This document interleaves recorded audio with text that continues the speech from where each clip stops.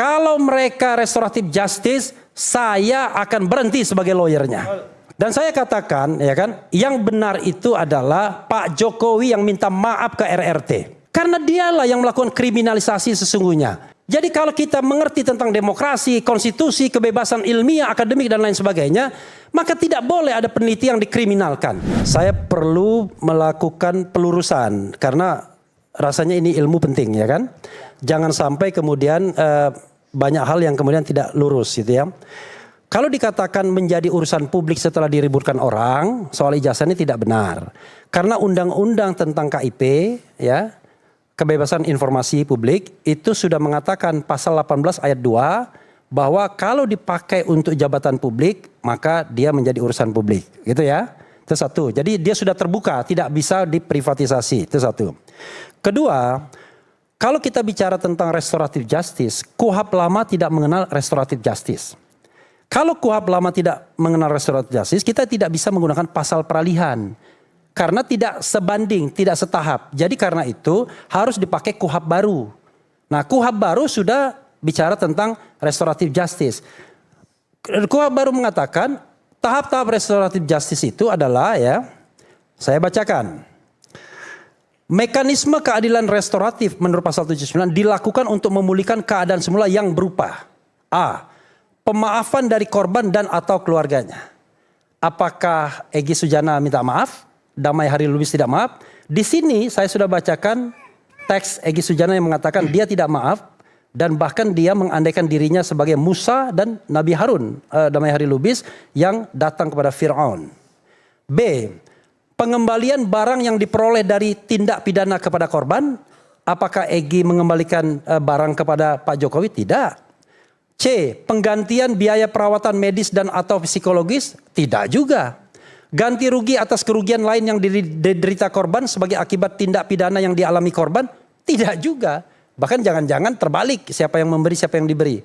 F. Membayar ganti rugi yang ditimbulkan dari akibat tindak pidana? Tidak juga. Maka kemudian kalau kita bicara klausul pertama untuk entry point ke dalam restoratif justice, itu tidak bisa dipenuhi oleh seorang AS dan DHL.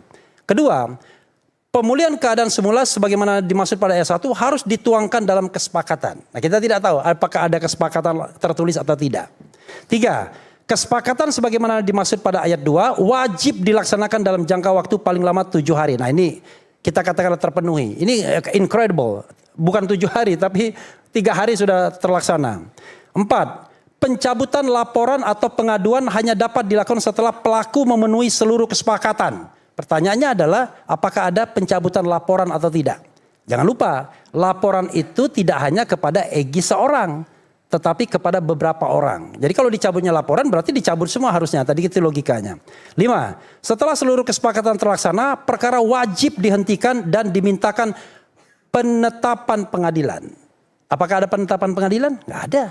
Makanya ketika dilakukan perpol itu salah besar. Karena perpol itu jauh di bawah undang-undang tentang KUHP. Ya. Oke, itu tentang restoratif justice. Lalu syarat objektifnya adalah ya ancaman hukumannya di bawah 5 tahun. 5 tahun maksimal, mentok 5 tahun. Jadi 5 tahun ke bawah. Di Egy Sujana dan yang lainnya ada pasal 160 yang ketika dikenakan masih 6 tahun. Dan sekarang ini ada pasal 32 dan 35. Itu ingin saya katakan. Itu satu, ya. Kemudian klarifikasi berikutnya adalah mengenai Rismond. Tolong tampilkan yang saya kasih tadi, ya.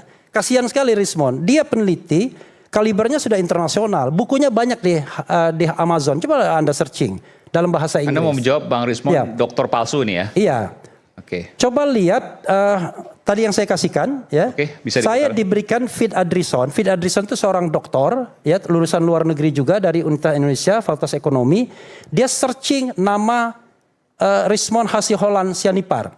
Tapi cara searching kita itu Sianipar kan nama family name dulu, kemudian baru nama depannya. Nah itu coba lihat. Oke. Nih, kalau dia menggunakan Sianipar Rismond nggak ada, tidak ada, kosong. Coba menggunakan Sianipar RH, mana? Tuh, Yamaguchi University, tuh Sianipar RH, ada.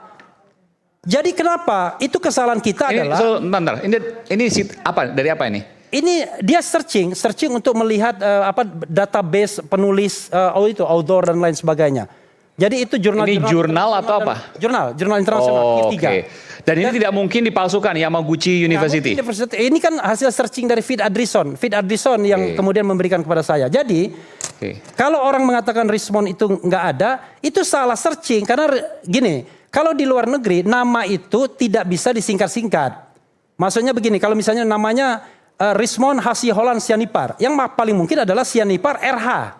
Tapi nggak mungkin Sianipar Richmond doang, Hasie Hollandnya dibuang. Jadi nggak boleh nama dibuang itu. Nah, begitu di searching nama Sianipar RH, bukan Refli Harun itu ya, ada Yamaguchi University itu, City Yamaguchi University, affiliation dan lain sebagainya. Jadi clear ya, oke.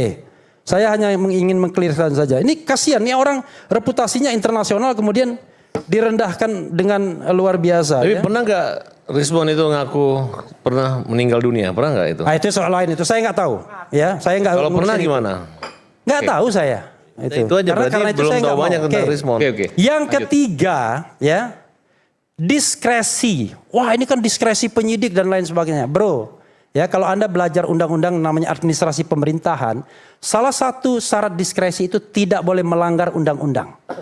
Kalau diskresi melanggar undang-undang, dia batal demi hukum, ya. Jadi diskresi apapun yang dibuat tidak boleh melanggar undang-undang.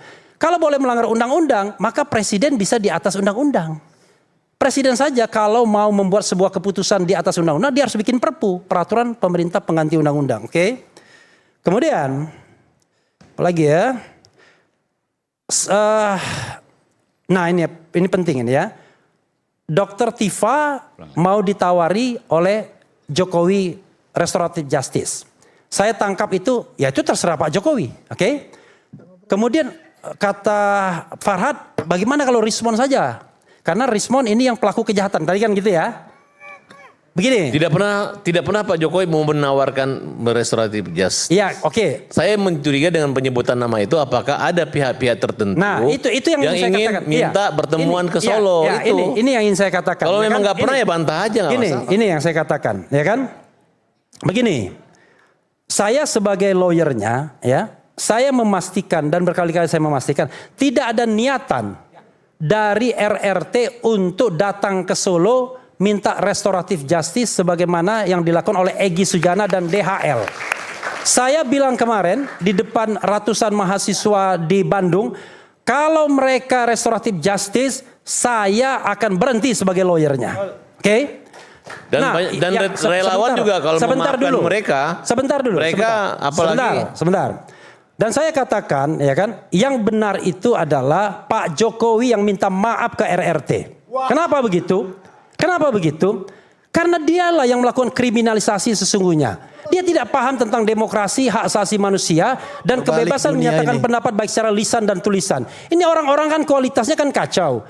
Jadi kalau kita mengerti tentang demokrasi, konstitusi, kebebasan ilmiah, akademik, dan lain sebagainya, maka tidak boleh ada peneliti yang dikriminalkan. Nah, ini bayangkan seorang mantan presiden mengkriminalkan warga negara yang tidak memiliki afiliasi kekuatan apapun. Siapa sih Dr. Tifa itu? Apakah ada kekuatan di belakangnya? Siapa Richmond itu?